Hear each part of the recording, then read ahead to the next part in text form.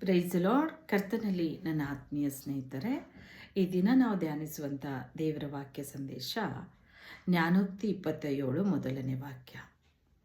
ಕರ್ತನ ಹೇಳ್ತಾರೆ, ನಾಳೆ ಎಂದು ಕೊಚ್ಚಿಕೊಳ್ಳಬೇಡ, ಒಂದು ದಿನದೊಳಗೆ ಏನಾಗುತ್ತೋ ನಿನಗೆ ತಿಳಿಯದು. ಇವತ್ತು ಒಂದು ದಿನ, ನಾಳೆ ನಾನು ಸರಿಯಾಗ್ತೇನೆ, ನಾಳೆ ಎಲ್ಲವನ್ನ ನಾನು ಸರಿಪಡಿಸ್ಕೋತೇನೆ, ನಾಳೆ ಮಾಡ್ತೇನೆ ಈ ಕೆಲಸ, ಇನ್ನು ನಾಡ್ದು ಮಾಡ್ತೇನೆ ಸೇವೆ, ಹೀಗೆ ಮುಂದೆ ಮುಂದೆ ಮುಂದೆ ಹಾಕ್ಕೊಂಡು ಹೋಗ್ತಾ ಇರೋರು ಅನೇಕರಿದ್ದೀರಿ. ನಿಮ್ಮನೆ ಕುರಿತು ಕರ್ತನ ಮಾತಾಡ್ತಾ ಇದ್ದಾರೆ.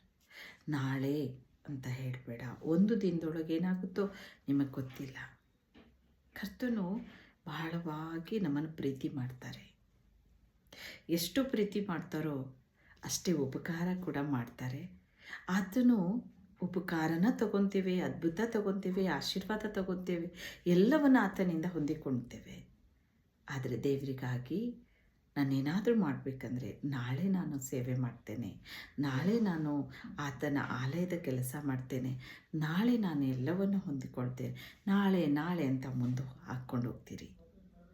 ನಾಳೆ ಪ್ರಾರ್ಥನೆಯಲ್ಲಿ ಸರಿ ಆಗ್ತೇನೆ, ನಾಳೆ ನಾನು ಆತ್ಮಿಕ ಜೀವಿತ ಸರಿ ಮಾಡ್ಕೋತೇನೆ, ಹೀಗೆ ನಾಳೆ ಬೈಬಲ್ ಓದ್ತೇನೆ, ಇವತ್ತು ಓದಕ್ಕೆ ಮನಸ್ಸಿಲ್ಲ, ನಾಳೆ ಉಪವಾಸ ಮಾಡ್ತೇನೆ. ಅದೇ ಒಂದು ದಿನದೊಳಗೆ ಏನಾಗುತ್ತೋ ನಿಮಗೆ ಗೊತ್ತಿಲ್ಲ. ಆ ಒಂದು ದಿನ ಅಮೂಲ್ಯವಾಗಿದೆ. ಸಮಯವನ್ನು ಬಹಳಷ್ಟು ನಾವು ತುಂಬ ಸಮಯವನ್ನು ಭಾಳ ಇದರಲ್ಲಿ ನಾವು ಉಪಯೋಗ ಮಾಡಬೇಕು ಪ್ರಿಯರೇ. ಹೇಗೆ ಒಂದು ಸಮಯವೂ ಕೂಡ ಕಳೆದು ಹೋದ ಸಮಯ ಮತ್ತೆ ತಿರುಗಿ ಬರೋ ಸಾಧ್ಯ ಇಲ್ಲ. ಕಳೆದು ಹೋದ ದಿನಗಳು ಮತ್ತೆ ನಾವು ತಿರುಗಿ ಹೊಂದುವುದಕ್ಕಾಗೋದಿಲ್ಲ, ಅದು ನೋಡೋದಕ್ಕೂ ಆಗೋದಿಲ್ಲ.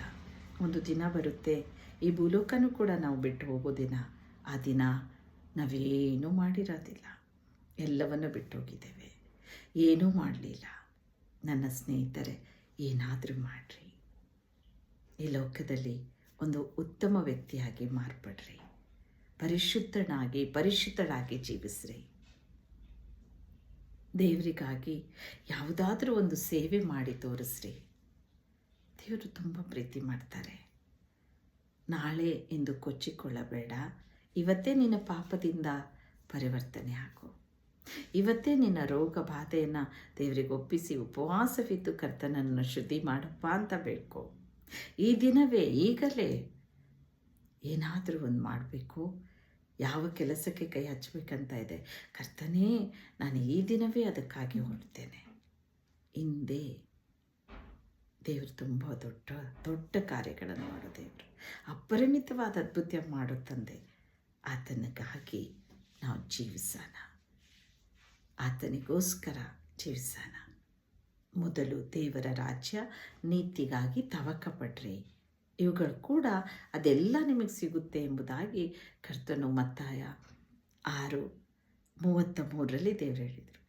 ನೀವು ಮೊದಲು ದೇವರಿಗಾಗಿ, ನಾನು ಮೊದಲು ದೇವರಿಗಾಗಿ ಏನು ಮಾಡಿದ್ದೇನೆ ನೋಡ್ರಿ, ನಮಗೋಸ್ಕರ ನಾವು ಮಾಡ್ಕೋತೀವಿ, ಅದೆಲ್ಲ ದೇವ್ರು ಕೇಳ್ತಾ ಇರೋದು. ಕರ್ತನ್ ಕೇಳ್ತಾ ಇರೋದು, ನೀನು ದೇವರಿಗಾಗಿ ಏನು ಮಾಡಿದ್ದೀರಾ, ಅದು ದೇವರಿಗೋಸ್ಕರ ಮಾಡಿರಿ. ಕರ್ತನನ್ನು ಆಶೀರ್ವದಿಸ್ತಾರೆ. ದೇವರು ನಿಮ್ಮನ್ನು ಹೇರಳವಾಗಿ ಆಶೀರ್ವದಿಸ್ತಾ ಇದ್ದಾರೆ. ಪ್ರಾರ್ಥನೆಯಲ್ಲಿ ಬೇಡ್ಕೊಳ್ಳೋಣ. ನಾಳೆ ಎಂಬುದಾಗಿ ಕೊಚ್ಚಿಕೊಳ್ಳಬೇಡ, ಈ ದಿನವೇ, ಈಗಲೇ ನಾನು ಎಲ್ಲ ಕಾರ್ಯ ಮಾಡೋಕ್ಕೆ ನಾನು ರೆಡಿ ಸ್ವಾಮಿ ಅಂತಾನು.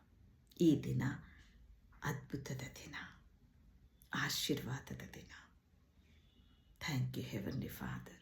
ಪ್ರೀತಿಯುಳ್ಳ ತಂದೆ, ಅಪ್ಪ, ಯಾರ್ಯಾರು ಪ್ರಾರ್ಥನೆಯಲ್ಲಿ ಬೇಡ್ಕೊಳ್ತಾ ಇದ್ದಾರೋ ಸ್ವಾಮಿ, ನಾಳೆ ಎಂಬುದಾಗಿ ಕೊಚ್ಚಿಕೊಳ್ತಾ ಇದ್ದಾರೋ, ಪ್ರಾರ್ಥನೆ ಜೀವಿತದಲ್ಲಿ ಅವರು ಬಿದ್ದಿರ್ಬೋದು, ಉಪವಾಸ ಪ್ರಾರ್ಥಿಸೋದ್ರಲ್ಲಿ, ಕರ್ತನೆ ಸತ್ಯವೇದ ಧ್ಯಾನಿಸೋದ್ರಲ್ಲಿ, ಅಪ್ಪ ನಿನ್ನಿಂದ ಅಭಿಷೇಕ ಹೊಂದುವುದರಲ್ಲಿ, ನಿನ್ನ ಸೇವೆ ಮಾಡುವುದರಲ್ಲಿ, ಎಲ್ಲದರಲ್ಲೂ ನಾಳೆ ಎಂಬುದಾಗಿ ಪಾಪದಿಂದ ಮುಕ್ತಿ ಹೊಂದುವುದಕ್ಕೆ, ಪಾಪದಿಂದ ಸಂಪೂರ್ಣ ಬಿಡುಗಡೆ ಹೊಂದುವುದಕ್ಕೂ ಕರ್ತನೆ ನಾಳೆ ಶುದ್ಧನಾಗ್ತೇನೆ ಎಂಬುದಾಗಿ ನಿನ್ನಿಂದ ದೂರವಾಗಿರ್ಬೋದು.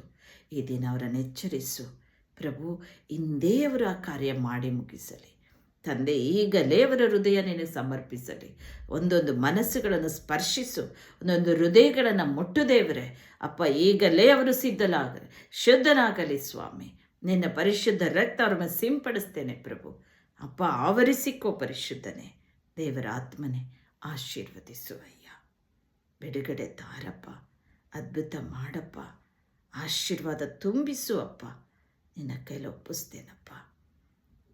ನೀನು ಮುಟ್ಟುತ್ತಾ ಇರೋದಕ್ಕೆ ವಂದನೆ, ಆಶೀರ್ವದಿಸಿದ್ದಕ್ಕಾಗಿ ವಂದನೆ, ಅಲ್ಲಿ ಅದ್ಭುತ ಮಾಡ್ತಾ ಇದ್ದೀರ ವಂದನೆ ಅಪ್ಪ.